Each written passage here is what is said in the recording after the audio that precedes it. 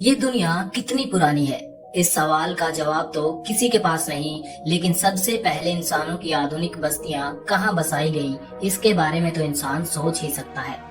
दुनिया भर के वैज्ञानिक, आर्कियोलॉजिस्ट इंसानी सभ्यताओं के इतिहास को कुरेदते हुए 9000 साल पीछे तक चले गए हैं। आर्कियोलॉजिस्ट ने एक ऐसा शहर खोज निकाला है जो आज से 9000 साल पुराना है। आपको लग रहा होगा मैं सिटी अटलांटिस की बात कर रहा हूँ। नहीं, मैं हमारे भारत की बात कर रहा हूँ। ये शहर महाभारत से जुड़ा हुआ है। मैं बात कर रहा हूँ कृष्ण नगरी द्वारका की। जी हाँ, वही द्वारका जिसको हजारों साल पहले श्री कृष्ण ने गुजरात के पश्चिमी किनारे पर बसाया था।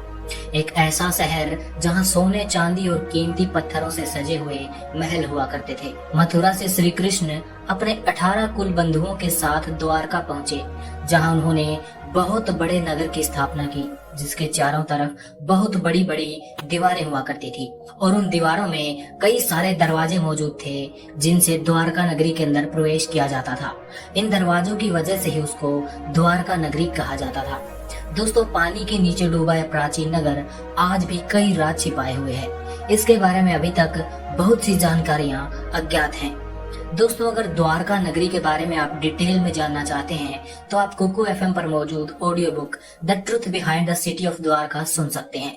इसके अलावा कुकू एफएम पर 4000 से भी ज्यादा ऑडियो बुक मौजूद है, जिन्हें आप अपने रीजनल लैंग्वेज में सुन सकते हैं। कुकू एफएम भारत का लीडिंग ऑडियो लर्निंग प्लेटफॉर्म है, जिसका 1 साल का सब्सक्रिप्शन कॉस्ट सिर्फ 399 रुपए है। पर अगर आप मेरा कूपन कोड EY50 यूज करते हैं तो आपको 1 साल का सब्सक्रिप्शन 50% डिस्काउंट के साथ सिर्फ 199 रुपए में मिल जाएगा। लेकिन ये ऑफर पहले 250 यूजर्स के लिए ही वैलिड होगा। तो जल्दी से कुकू एफएम डाउनलोड कीजिए, link is in the description. अब फिर से लौटते हैं हमारे वीडियो पर। दोस्तों, द्वारका यूं तो श्री कृष्ण की नगरी कही जाती है, लेकिन इसका विनाश होने से श्री कृष्ण भी नहीं बचा सके। आखिर क्या हुआ उस नगर के साथ? क्यों एक आधुनिक शहर अचानक से लहरों की लपेट में आकर मलबे के ढेर में बदल गया और समुद्र के नीचे समा गया? आइए इस रहस्य से पर्दा उठाते हैं। दोस्तों, एक बात तो आपने कई जगह सुनी होगी कि प्रकृति के सामने किसी की नहीं चलती। प्रकृति ही भगवान है। असल में जो प्रकृति को मंजूर होता है उसे देवता भी नहीं बदल सकते। वैज्ञानिकों का मानना है कि 11000 वर्ष पहले हमारी पृथ्वी से हिमयुग की समाप्ति होना शुरू हुई। हिमयुग में हमारी पृथ्वी का अधिकतर हिस्सा बर्फ के ग्लेशियर से ढका होता था, लेकिन एक समय ऐसा आया, इंसानों की चहल पहल पृथ्वी पर बढ़ने लगी और बर्फ के बड़े बड़े ग्लेशियर्स ने पिघलकर जलाशयों का निर्माण किया, जिन्हें आज हम महासागरों के रूप में देखते हैं। हिमयुग के अंत के बाद ही भगवान श्री कृष्ण ने गुजरात के पश्चिमी तट पर द्वारका को बसाया था, लेकिन समय के साथ साथ बर्फ के ग्लेशियर पिघलकर महासागरों को बड़ा करते गए और धरती पर पर्यावरण की स्थिति डामाडोल हुई। उसी आपदा ने कीमती धातुओं से सजी हुई देवनगरी द्वारका को तहस नहस कर दिया।